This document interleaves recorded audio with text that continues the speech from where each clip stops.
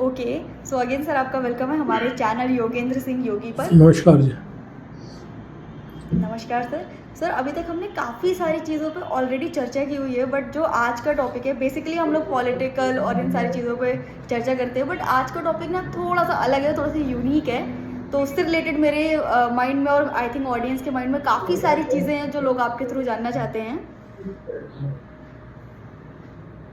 Sir जैसा कि अभी आपने रिसेंट में सुना होगा कि लाइक एक न्यूज़ आ रही है, बहुत ज़्यादा पॉपुलर हो रही है वो न्यूज़ कि एक जज के घर में आग लगी और वहाँ पे काफ़ी सारे नोटों की गड्डी देखने को मिली। तो वो क्या किस्सा है सर, वो क्या केस है सर?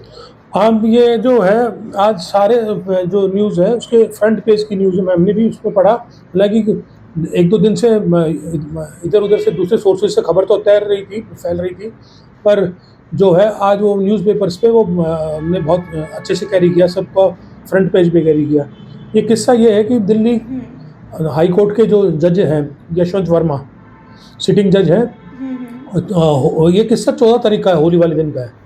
होली वाले दिन उनके घर में शाम को जो यहाँ तुगलक क्रिसेंट में इनका घर है, ऑफिशियल जो हाउस है, उसमें आग लगी और इनके घर से फ़ोन किया गया, क्योंकि उस टाइम जज साहब और उनकी वाइफ भोपाल में थे, दिल्ली में नहीं थे। तो उनकी बेटी और उनका घर में और परिवार के लोग थे। तो उनके घर में आग लगी होगी, कोई रीज़न तो शायद उसका इसी का बताते हैं, अपना इलेक्ट्रिकल शॉक का जो है। तो उन्होंने फायर ब्रिगेड को फ़ोन किया, फायर ब्रिगेड आई, फायर ब्रिगेड ने जैसे आग वाग बुझाई, फायर ब्रिगेड ने 2 गाड़ियाँ गई फायर ब्रिगेड की, और 11:35 पे रात को वो उन्होंने खबर की और फायर ब्रिगेड ने आग बुझा दी और पुलिस भी पहुंच गई। और उनके आउट हाउस में या जिसमें जो भी है वहाँ जब बुझा रहे थे आग, उन्होंने 1-2 कमरे खोले तो उन कमरों में नोटों की गड्डियाँ बहुत सारी तादाद में रखी मिली, कुछ जल भी गई उसमें से थोड़ी बहुत, और काफ़ी तादाद में नोटों का वो भंडार मिला। और वो कहते हैं कि दिल्ली पुलिस के जो ऑफिशियल थे उन्होंने उसकी वीडियो भी बनाई, और वो वीडियो अभी मैंने देखा, सरसों नहीं किया, पर वो वीडियो बन गई है। और वो शायद उसी टाइम वो वीडियो बना के फिर उन्होंने दिल्ली पुलिस ने उसको अपना जो रजिस्ट्रार हाई कोर्ट है उसको इन्फॉर्म किया। रजिस्ट्रार हाई कोर्ट ने जो चीफ जस्टिस ऑफ इंडिया है खन्ना साहब, उनको रेफ़र किया, और फिर सब तुरंत हरकत में आ गए। और फिर उसमें जो है कोलिजियम की बैठक बैठी और उसमें कहा गया कि इनको ये सीरियस मामला है, एक इन्वेस्टिगेशन टीम बिठाने की बात करी है, और दूसरा जो है उनका ट्रांसफ़र इलाहाबाद हाई कोर्ट में कर दिया। एक्चुअली ओरिजिनल जज जो है ये इलाहाबाद हाई कोर्ट के थे, 2016 में बने थे। पहले ये एडवोकेट थे, यूपी गवर्नमेंट के काउंसिल थे, और फिर 2021 या 22 में दिल्ली में आए थे।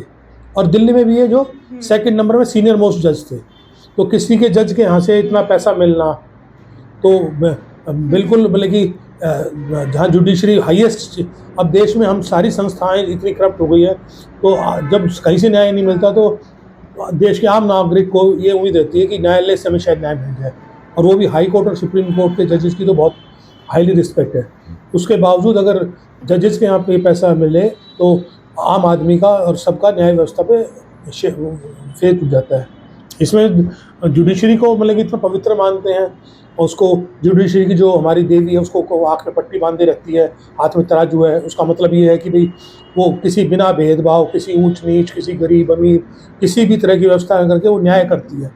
और जब न्यायाधीश ही इस तरह के मिल जाए तो फिर बड़ा दिक्कत है, क्योंकि वो जो पैसा मिला है उसमें ये तो बताना पड़ेगा या तो ये पैसा आया है कहीं से या ये पैसा कहीं जाना था। तो आया है तो किस काम के लिए आया होगा, किसी को फेवर किया होगा, और जाना है तो किसी के पास जाना है कि उस किसी से उसको फेवर लेना होगा, कुछ अपना फेवर लेना है। तो ये बात है भी एक रह गई। तो ये मतलब कि एक बहुत ही और जज साहब का जो है वो कोई बयान अभी आया नहीं। आज एक बयान आया कि जज साहब छुट्टी पे हैं, तो ये बात आई है। बाकी वकीलों के और दूसरे कई कोर्ट्स के सबके बयान आ रहे हैं। जैसे धनखड़ साहब जो हैं वाइस प्रेसिडेंट, संसद में बात उठी वो, तो उन्होंने कहा कि ये जज का मामला है, अगर ये किसी पॉलिटिशियन, किसी बिजनेसमैन वगैरह का मामला होता तो अब तक ईडी वगैरह सब पहुंच जाते। पर इस मामले में देखो मतलब कि जो जुडिशरी है उसको, उसमें बड़ा मुश्किल काम है जुडिशरी में करना। तो और फिर भी उसने कहा कि मैं कोई ना कोई रास्ता निकालूंगा इस पर चर्चा हो उसके। तो अभी तो मामला ये है, बहुत शॉकिंग है। और वो रकम जो है कि अंदाज़ा वैसे अभी काउंटेड वगैरह तो नहीं है, और उसमें वो 15 से 20 करोड़ के करीब बताई जाती है, शायद अंदाजा है कि 15-20 करोड़ के करीब अंदाजा है। और उसमें एक और बात आ गई है कि वो जो दिल्ली फायर चीफ है वो डिनाइल मोड पे आ गया। उसने कहा है कि हमें तो ऐसा कोई मिले ही नहीं अगर नोट की गड्डी। ओह! हाँ, मतलब कि इसका मतलब ये लिपापुत्ती हो रही है जज को, आएगा दिल्ली फायर जो चीफ है उसका ये बयान आया है। कवर कर हाँ, रहे हैं। कहाँ कवर करने की कोशिश कर रहे हैं, पर वो जो वीडियो बनाया वो दिल्ली पुलिस ने बनाया हुआ है। अब वो इसको कहाँ तक कवर हो पाएगा, क्या हो पाएगा, क्योंकि सत्ता सरकार जो प्रेजेंट इस तरह की है, इन पे कि हर ये कुछ भी कर सकते हैं। ये हाथी को घोड़ा बना दे, घोड़े को हाथी बना दे, और जो नहीं हुआ उसको तैयार कर दे, जो हुआ उसको नहीं बना दे। तो होगा क्या पता नहीं, पर ये है कि आम आदमियों में और वकीलों के उसमें सब में ये बहुत चर्चा है। आम आदमी के उसमें ये तो पक्का है कि अब जो ये जुडिशियल सिस्टम है संदेह के घेरे में है। बिल्कुल। तो सर ये तो रही इस बार की बात, बट इससे पहले भी कभी क्या ऐसे मुद्दे आए हैं जिसमें सेम इंसिडेंट हुआ हो या कभी ऐसा कुछ देखने को मिला हो? देखो, जुडिशरी में ये होता तो खूब रहा है, खासतौर से लोअर कोर्ट्स में तो बहुत ज़्यादा आता है। लोअर कोर्ट्स में तो बहुत इस तरह के मामले आते रहते हैं, अनगिनत जिसके ऊपर मुकदमे भी चले हैं, ये भी हुआ है। पर हाई कोर्ट और सुप्रीम कोर्ट को जो है वो उसमें कम होते हैं। उसमें ये होता है कि सरकारें दबाव बना के भी, इसमें कई तरह की बातें हैं। कुछ तो भाई भतीजावाद में फैसले प्रभावित करते हैं, कई बार सरकारें प्रभाव बना के अपने हक में फैसले करवा लेती है, राजनीतिक दबाव है। और कुछ जगह जैसे ये मामला है कि रिश्वत दे के, नगद पैसे वैसे दे के भी ये होता है। तो अभी तक अच्छा, इनका आपको एक और बता दें कि जो लोअर कोर्ट के उसको तो हटाने का और उसका उस पर मुकदमा चलने का तो सिस्टम है, पर जो हाई कोर्ट और सुप्रीम कोर्ट के जजेस हैं उनको हटाने का कोई सीधा प्रोविज़न नहीं है। उसके दो ही प्रोविज़न है हाई कोर्ट और सुप्रीम कोर्ट के जजेस का, कि या तो वो खुद रिजाइन दे दे, उस सूरत में हटते हैं। हाँ। नहीं तो दूसरा सूरत यह है कि उनके ऊपर इम्पीचमेंट होता है, महाभियोग चलता है पार्लियामेंट में, और पार्लियामेंट का क्वारम पूरा होना चाहिए। पार्लियामेंट के इम्पीचमेंट के से ही हट सकते हैं। और अभी तक जो है हिंदुस्तान में आज़ाद होने के बाद जो इम्पीचमेंट का प्रोसेस है सिर्फ एक जज साहब के खिलाफ चला था, वो थे जस्टिस वी रामास्वामी। वो जो है high court, Punjab Haryana high court के जज थे। तो उन पे जो है करप्शन के चार्जेस लगे थे कि उन्होंने घर में उनके एसी, पंखे और ये पर्दे वर्दे उन्होंने वो किया था, और उस पर वो साबित सा हो गया था। तो हालांकि वो बहुत बड़ा मामला जज के हिसाब से तो नहीं था, पर बेईमानी छोटी हो जो बड़ी हो, तो उन पे जो है, तो एक बार जो जब वीपी सिंह की सरकार थी और जो धनखड़ साहब थे स्टेट लॉ मिनिस्टर थे उस टाइम, जो उस टाइम वो है, और कपिल सिब्बल ने उनका मुकदमा वो पार्लियामेंट में जो है इम्पीचमेंट का प्रोसेस चला था, और कपिल सिब्बल ने पार्लियामेंट में उनके लिए पैरवी की थी। तो हिंदुस्तानी इतिहास में एक ही बार हुआ, और उसमें भी फिर क्या हुआ कि पार्लियामेंट में जो 2/3 वो सदस्य होने चाहिए थे वो पूरे नहीं हुए। असल में वो जानबूझ के भी किया गया कि हम चाहते नहीं कि हमारा कोई जुडिशियल सिस्टम पे, मतलब कि पार्लियामेंट और जुडिशियल में कोई टकराव हो, मतलब ऐसा कोई मैसेज ना जाए। तो जानबूझ के शायद वो उस तरह से एक पॉलिटिकल विल ने कहा कि भाई ये मतलब कि नाम चलना ही अपने आप में बुरी बात है। जैसे आज जज साहब का नाम आ गया, कुछ भी ना हो तो अगर इतने हाई पोस्ट पे नाम आना भी अपने आप में बहुत बुरी बात है, बड़ी बात है। तो इस तरह से उनको मिला था। और ऐसे तो बहुत किस्से आते हैं। एक पंजाब हरियाणा हाई कोर्ट का ही था कि एक मुंशी ने वकील के यहाँ कोई निर्मल जो नाम की जज थी उसके यहाँ पैसे भेजने थे, तो 5 लाख रुपए लेके वहाँ चला गया उसमें अपना उनके घर पैसे देने, और पैसे दे के वो बात ये थी, एक निर्मल यादव थी, एक निर्मल कौर थी, और वो मुंशी जो है वो निर्मल जाना था यादव के यहाँ, और निर्मल कौर के यहाँ चला गया और उसके घर जाके उसको बंडल दिया। तो उसके असिस्टेंट ने पूछा क्या है, तो बोला उन्होंने भेजा देख लो। उन्होंने खोला तो उसमें पैसे थे। तो निर्मल कौर तो एकदम से जब उसके पास आने थे तो उसने जांच करी तो पता चला कि वो जो है पैसा रिश्वत के लिए दूसरी जज के जाना था, पर उस जज के सस्पेंड भी, उन पर केस भी चला, सजा भी हुई जज की। और पर मैं कह रहा हूँ एक तरह का आचरण नहीं है। अभी आपको मैं एक केस और बता देता हूँ जुडिशरी में कि एक तो एक करप्शन का केस है जो अभी यशवंत वर्मा जी के ऊपर हुआ।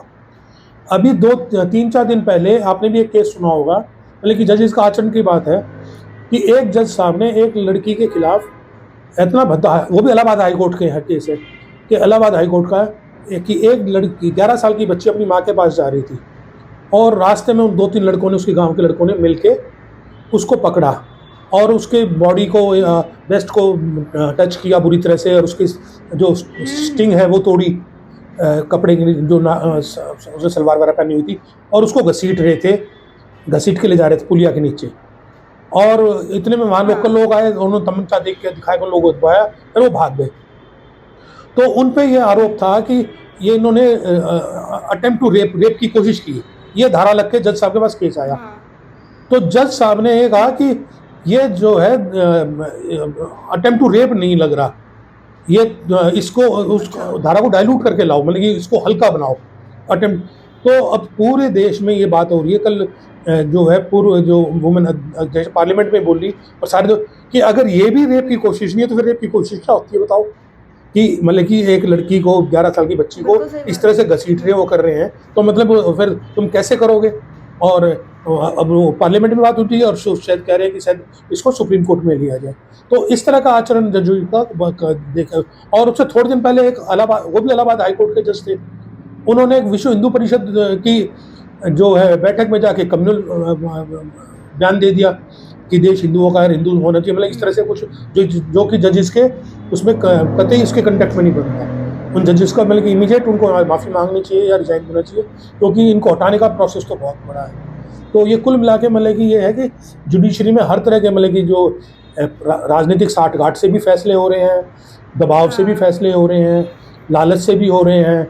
ये एक पहले एक केस चंडीगढ़ का था, उसमें सेक्सुअल फेवर की बात थी, जूनियर जजेस पे, जूनियर जजेस के ऊपर से वो था, फिर पैसे ले दे के भी हो रहे हैं। तो इसलिए तो मतलब कि जब जुडिशरी अगर सवाल के घेरे में आ जाए तो फिर हिंदुस्तान के लिए बहुत बड़ा मुश्किल काम हो जाता है। तो दिस वे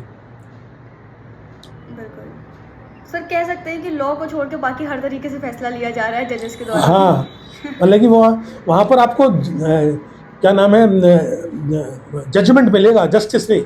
मतलब कि ऐसा लगता है कि मतलब कि फैसला आएगा, न्याय में होगा कि नहीं होगा पता नहीं। फैसला तो आ जाते हैं, हर कोई एक फंस जाते हैं, पर न्याय हुआ है कि वही पता नहीं। बिल्कुल बिल्कुल। सर इससे रिलेटेड एक और चीज़ आती है कि अगर हमने इन चीज़ों को रोकना है या हमें इन्हें कम करना है तो उसके लिए क्या प्रिकॉशंस रखे जा सकते हैं या क्या चीज़ें करी जा सकती हैं? देखो इतने हाई लेवल पे आके बड़ा मुश्किल है। जो कि बाबा साहब ने जैसे कहा था कि कितना भी अच्छा कानून बना लो, कितनी भी अच्छी प्रक्रिया कर लो, अगर आपकी नीयत ठीक है तो कमज़ोर हल्का कानून और हल्की प्रक्रिया भी काम आ जाएगी। और आपकी नीयत खराब है तो फिर कितने भी अच्छा बना लो, सब तरह के जितने अच्छा मर्जी संविधान हो, जितना मर्जी अच्छी प्रक्रिया बना लो, तो ये खराब है। इसमें असल में क्या है, होना क्या चाहिए कि जुडिशरी रिफॉर्म बहुत दिन से ड्यू है। पहले तो लॉ मिनिस्ट्री अपॉइंट करती थी, फिर जजेस ने फैसला किया कि एक कॉलेजियम सिस्टम है, जो जजेस ही अब जजेस को अपॉइंट करते हैं और रिटायर्ड जज। और उसके वो क्या रहा है कि सारे जजेस जो है वो किसी का भाई, किसी भतीजा, कुछ थोड़ी सी फैमिली, उन्हीं के फैमिली के जज बनते हैं। अब जो ये जज साहब थे ये भी फर्स्ट टाइम जजेस थे, इनके फादर भी इलाहाबाद हाई कोर्ट के जज रहे हैं, जो यशवंत वर्मा जी हैं, जो जिनके आप पैसा मिला है। तो ये भी मतलब कि is not first time of वो। तो ये तो इसमें जुडिशल कमीशन बनाना चाहिए और इसको ट्रांसपेरेंसी, ये क्या कि मतलब कि आप ही लोग जज हो और आप ही अपॉइंट करते रहो। इसमें जजेस को भी डाला जाए, कुछ गवर्नमेंट के उसको भी डाला जाए, कुछ पब्लिक के प्रोमिनेंट मतलब इस तरह से बनाया जाए, और इनकी जो जज बने उसकी मतलब कि गहरी जांच पड़ताल, उसके पास्ट की गहरी जांच पड़ताल होनी चाहिए। तो मतलब कोशिश तो करनी चाहिए, बाकी होगा तो जब अब किसी की नीयत खराब हो जाए तो क्या है। पर यह है कि रिफॉर्म की हमेशा गुंजाइश तो रहती है। तो इसमें इसकी जो चुनने की प्रणाली है उसमें ज़रूर कोई ना कोई एक इफेक्टिव जो है वो करना चाहिए प्रयोग को, मतलब कि कोई इस तरह की इसमें चेंज करना चाहिए, इसमें रिफॉर्म करना चाहिए कि इनकी जो सिलेक्शन वो है वो बहुत प्योर और फाइन और बड़ा ट्रांसपेरेंट हो। सही कह रहे हैं सर। ये चीज़ तो हमें समझ में आई कि मतलब ये क्या इंसिडेंट था और ऐसे पहले भी कैसे हुई ये चीज़ें, और उसके साथ में ना हमें एक और बहुत अच्छा पीओवी मिला कि अगर हमें इन चीज़ों को सही करना है तो वो कैसे हो सकती हैं। और सर हमारे क्वेश्चन यहीं तक थे। थैंक यू सो मच, बहुत सारी चीज़ें समझ में आई हैं इस चर्चा के दौरान। नमस्कार नमस्कार सर। एंड ऑडियंस से भी मेरी यही रिक्वेस्ट है, अगर आप चैनल पे पहली बार आए हो you can subscribe our channel, and अगर आपको वीडियो अच्छी लगी डू लाइक। आपका ओपिनियन आप कमेंट में शेयर कर सकते हो। Thank you so much.